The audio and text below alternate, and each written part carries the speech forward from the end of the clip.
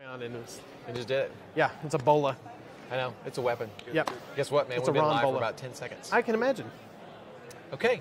Hi, reapercon. I'm here today with Pat Keith of Bombshell Miniatures. Thanks for stopping by. Thanks for having me. I'm Yeah, very you bet. excited to be here this weekend. Yeah, this great. is one of my favorite show. Great. I'm glad you could make it. Yeah, Thanks for having you've us. been supporting reapercon for a long time. We really totally appreciate it. Yeah, no, I love it. It's great. I love the crew, love everybody. If you had a out here. choice, if you could go back to last year's facility or this year's facility, which one would you pick? Well, as I told you in the hall the other day, just book me for the rest of the ones that are going to be here. Yeah, we will be back. Absolutely, for sure. Yeah, Yeah, great. it's a great place. I love the room. Actually, Vicky, when she went up and we were checking in, she said, well, I'm going to run up to the room. And so she texted me while I was like setting up at the booth, and she goes, oh my God, the room is awesome. So yeah, she's really excited about it and Yeah. everything. So it's a fantastic place. Great Yeah. place. The rooms are beautiful. The convention space itself is huge. I was telling someone earlier that according to what I've heard, you could put the entire last place we were in Just inside in this ballroom. Yeah, just in this ballroom. Yeah. That is true. I can Yeah. look at the dimensions of it and kind of tell, yeah, that's the case. So, and there's so much more stuff, outside of that, because from what I understand, that a lot of the classrooms have like video equipment in it, whereas like if you're Yeah. painting or sculpting, you can put the camera on it and then everybody can see what's going on. I wasn't in the teaching roster this year Yeah. because it was full, but I did put as You can teach anytime you want to. Oh, okay, yeah. You can. Really? Just sign up. Yeah, of course. Just show up You and just- it's like yeah. Just, next year I'll put you on the list if you want to teach. Okay, yeah, that's Sure, fine. yeah, I'd love that. I actually You've had taught some before. I have. It was several years ago. I did like an armatures and anatomy class Yeah. and a couple of other things. Yeah, so I'd love to come back and teach classes next year. That'd be Okay. great.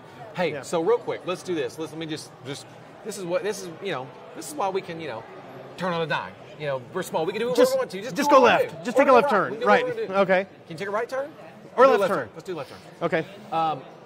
We were speaking a moment ago about one of the Twitch questions was working with green stuff. Oh, okay, right. Okay. Right. So- and you'd ask that Paul guy, but he didn't know anything. He didn't know anything. Okay. Yeah. That's why we got you. Right. Okay. Well, I have worked with a little bit of You- sculpting material before. so Before, yeah. I So can, you've worked with green stuff. I have. Yeah. Excuse me. Wow. You okay? Sorry. You're going to be all right? Sorry, yeah, I think- Just yeah. get a medic or something. We can... Can I get a? So you've worked with green stuff. You've worked with Procreate. You're working with bees putty now. Is that what you're doing? Bees putty, yeah. Bees putty is a polymer clay that's like Super Sculpey or Fimo or any of the other bakeable polymer clays. Okay, It's literally not bees. it's not It's wax. it's just okay. called that. Right, it's called that because Stefan Ellerman in Germany that runs Studio Works, he wanted to formulate a polymer clay that kind of mimicked the properties of a sculpting wax that he was familiar with like as a kid. Right.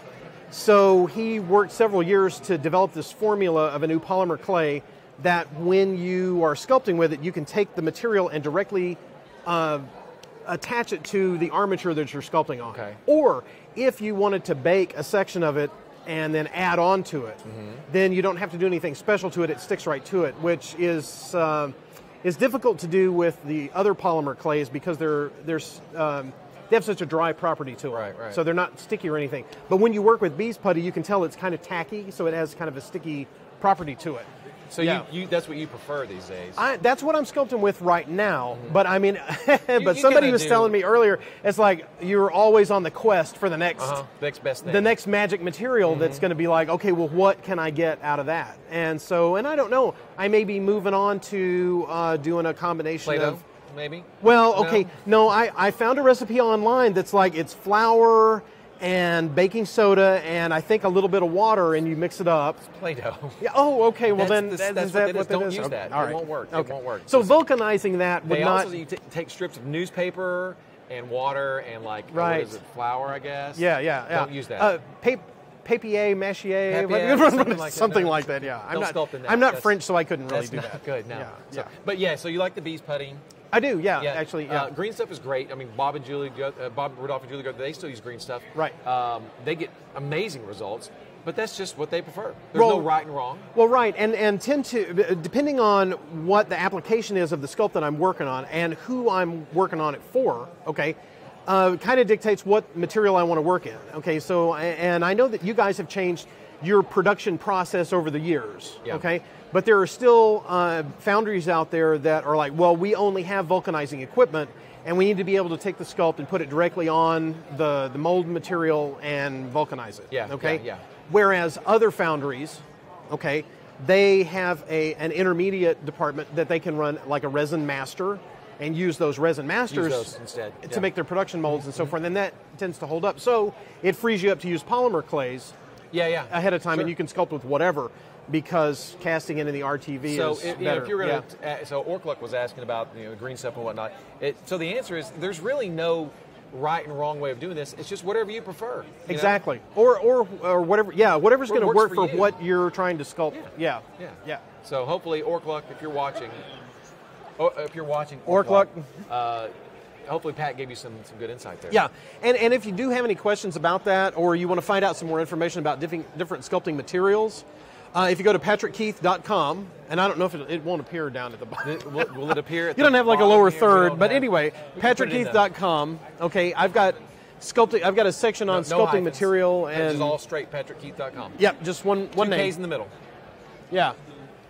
I've got a page on there for sculpting materials, and it kind of goes through what polymer clay is, what epoxy putty is, what like Aves epoxy is, and all of these different popular materials are for doing sculptures and conversions and converting minis. So check that out. That's good advice for anybody. Anybody who's interested in sculpting. Yeah. Just hit the internet. Tom Mason's got a great YouTube channel where he goes through a lot of sculpting information, and I always try to plug him when I can because he's a great guy. He's a super nice guy and a fantastic artist. Yeah. He's super good. Yeah. So let's talk about digital sculpting. Okay. You're still doing any digital sculpting these days? Yeah, as a matter of fact, some of the stuff that we're going to be putting out next year for bombshell miniatures. Bombshell, not right, palm shell. Not okay. palm shell. Sorry. Proctor. Okay. But I've got some new pieces that I'm going to be working on digitally in ZBrush. Hard stuff, hard edge stuff, or no, actually the whole schmear. Yeah. Okay. So it's all in the works it's all right in the works. now. Yeah. Okay. But what we're going to try to do over the next year, once we can get production up in the new facility, we're going to start transitioning our metal collection into resin, so that we can bring all of that casting in-house. Okay. So that's the space that we've built and that we're finishing out will allow us to increase the space of our molding and casting area. Okay. So I can put more pressure tanks in, and we can do all that. All that and kind of fun stuff. Yeah, and so I want to start converting all the stuff that we have into metal and remolding it to do pressure casting and stuff in resin. We got something in? They want to know what YouTube channel was that you guys, but they want to plug. So what YouTube It wasn't it was Tom Mason's YouTube channel. Yeah, and it's called Tom Mason's YouTube channel. I would go to Google and type in Tom Mason Sculpting, and it will give you the YouTube channel for him. But Pat's site is patrickkeith.com. You got that? Okay. You got that? Okay. And Tom Mason. Yeah. He's done some work for Reaper. He's done work for several people. Yeah. Right. He's got his own company. He used to be with MegaCon Games, and they were doing the... He did... Myth. He did the Myth board game. He did some stuff before that. Yeah. What were the... we're sorry, Tom. I'm sorry. It's just because we're wired, that's all. Yeah, it's because we have to think about it. Right. If you hadn't asked, I could have just told you. Right. I can tell you what they look Mercs. That's it. Mercs. And it's because it's that name, it's just like it's a generic term for something. Yeah. No, if it was like some kind of weird Gaelic thing, then we would both just could something nail we it. could pronounce like papier-mâché or something like right. that. Thank you. That's good. So you're going into digital, okay? Yeah. So any big bombshell news you want to pimp out right here at reapercon? Absolutely. What we're premiering We're out of time, folks. We'll see you next time. You do that to me all the time.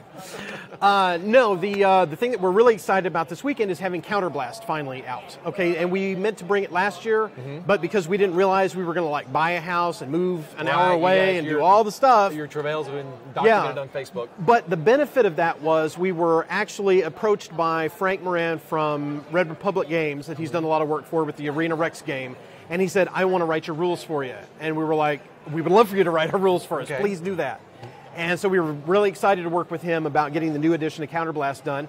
And he came on and we did the Google thing back and forth for a year. Yeah.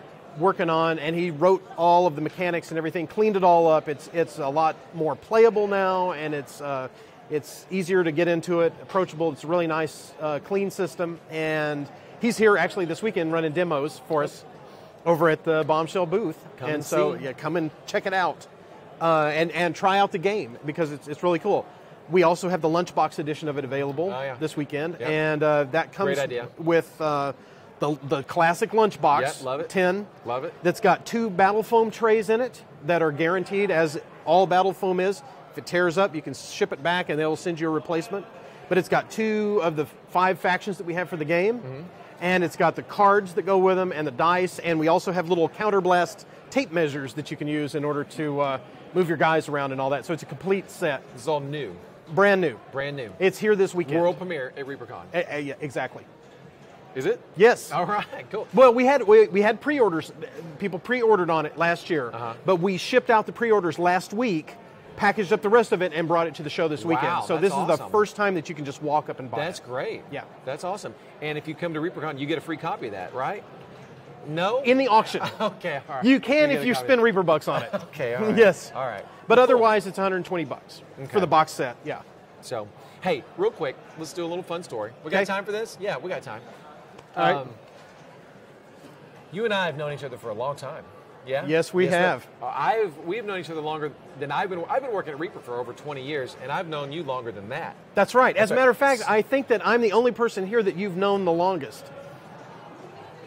Because I put that question to you last year, and you were doing that. Yep, I think that's correct. Longer than my wife, longer than this company. Yes. Okay. Because how that worked was, I was the manager. Let's tell the story. Let's tell the story. I was the manager at the Lone Star Comics in Mesquite.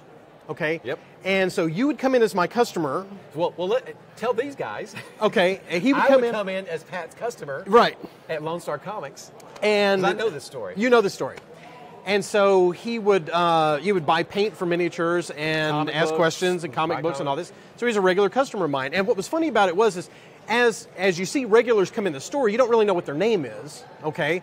So, but I recognized him. So it goes by that I wound up coming out to the So, first Reaper location. I'd go to the store. We kind of knew each other, kind of like as customer and clerk and things like that. Right. So and I would ask Pat for painting advice and things like that, and he gave me some awesome advice. Right. Oh, with the wash and the thing? Yeah. It was Oh, right. awesome. Okay. Yeah. The, And it the still works. Liquitex medium matte, it's great stuff. It is, And then yes. the sandalwood paint color and all that kind of stuff. It was Right. great. And then I moved away. I wasn't going to the Mesquite store anymore, and I guess Lone Star. You just moved on. Well, no, had you- no, were you no. It's still actually working before there? that. I was still working there, Okay. and the general manager, Elaine Powell and Les Powell, right? Okay, well, Yep. they were at a show out by the airport, and so they were like, "Hey, why don't you go get some of your sculpts and your minis and bring them out and show these guys?" And I was like, "Okay," so I drove out there and brought them back, and it's like, "Okay, well, this is Ed and Dave from Reaper Miniatures," and I went, "Oh yeah." We carry Reaper Miniatures in the store. I know what that Little is. polybag stuff at that time. I think. Well, no, it was actually the It green. wasn't the blister It was the then. very first Dark Heaven, right? that So- ugly blister card. Yeah. Yes. Yeah. Right. So they said, well, why don't you come out to, why are you using this milliput to sculpt this stuff? And I said, well, that's what I've got. And they were like, why don't you come out to the shop and we'll show you guys, we'll show you what we use, out there. So when I go out there, I walk in. This was to the Reaper facility in Louisville, Texas, back in 1995 or Right, 6. 95 or 96, and it was in the little garage. Like Little- there was like an auto repair thing Yeah. that at one end, and down at the other end it was like a roll-up door, and Yeah. there was like one spin caster in there, and the Two. whole thing. Two? Yeah, Okay. yeah. And then all the computer gear. And as I walk in, I was like, the first thought in my mind was I looked over and went, hey, there's that guy that was And I said, coming out of the "There's that store. guy from Lone Star." Right. But I didn't know what his name was because, see, he knew mine. I had the name tag on, right? So it's, you had an I edge. did know. You had I an did, edge. And so I had then, the edge on him. Then, so I did a few little We talked. sculpts It was and like, stuff. hey, we talked. when we talked, I We hadn't caught seen up. you in years, and Yeah, and it was really you cool. brought a rat guy. Did I? Okay. It was a rat guy. Oh, that's right, because they cast some of that stuff for me. They were like, because I had experimented with the green stuff, and it was like, look, I hate this. I don't like it. See, So, great yeah, stuff. Yeah, so I'm looking for something else, So fast forward like a few years, right? Gen Con, okay? Yeah. I'm doing 2D art and had done like the first series Game of Thrones art that year for Fantasy Flight Games. Wow. And I've got the Shadow Cat, and I've got House Umber, and I did like 20 cards or whatever for this. Mm-hmm. So I'm selling my little prints and everything, and Ron and his entourage at Reaper, there was like a group of you. All my came women. by. Yeah, all my women. Right. Where's Adrian? Where is she? She's right there. Oh, yeah, okay. She can confirm that. Okay. So he comes by, and I've got my little prints and stuff out, and he's like, oh, wow, hey, yeah. And so we kind of caught up, much like we're doing now. Yeah, yeah.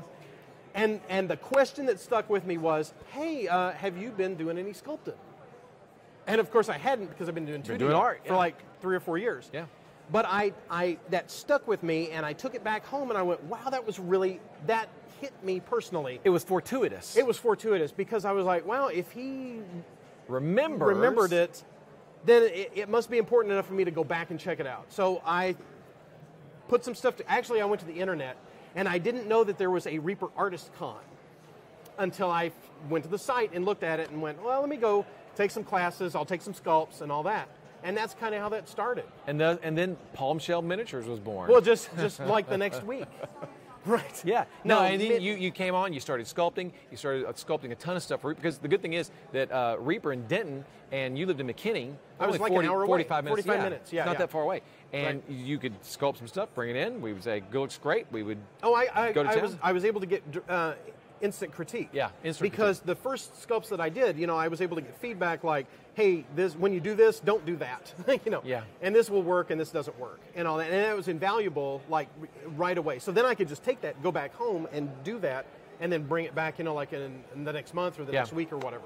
Yeah. Yeah, and then you sculpted tons of stuff for Reaper. Lots of Pathfinder stuff, lots of Chronoscope stuff. Yeah, tons of stuff. And then you split off and formed Bombshell. In 2012, like right after you guys finished the Bones Kickstarter, we were like, we need in on this, right? Yeah, yeah. And so, I had already had this idea cooking for a while to do my own boutique miniatures, which I had done a little while earlier, just to test the waters. And so we were like, cool, if Kickstarter is a venue to do that, then let's strike while the iron is hot. Sure, yeah. And we launched in 2012 with 1,100 backers, and I love each and every one of them for getting me started on doing this. Yeah. And we raised $140,000 to do the first line of Bones. That's awesome. Babes for that. That's awesome. Yeah. That's awesome. See? And yeah, it can happen. This is it how can happen this is to how you. things happen in the miniatures industry. Just Right. like that. Organic as a heck. It's magic. Pat, thanks. Dude, it was so great being here. Yeah, no, I anytime. loved it. We got you booked for the rest of the time. We'll send you the bill, and you can just get your booth paid. We'll take care of it. Okay. All right. All right. Anyway, we'll be back in a few minutes with another guest. Again, thanks, Pat. We'll see you soon.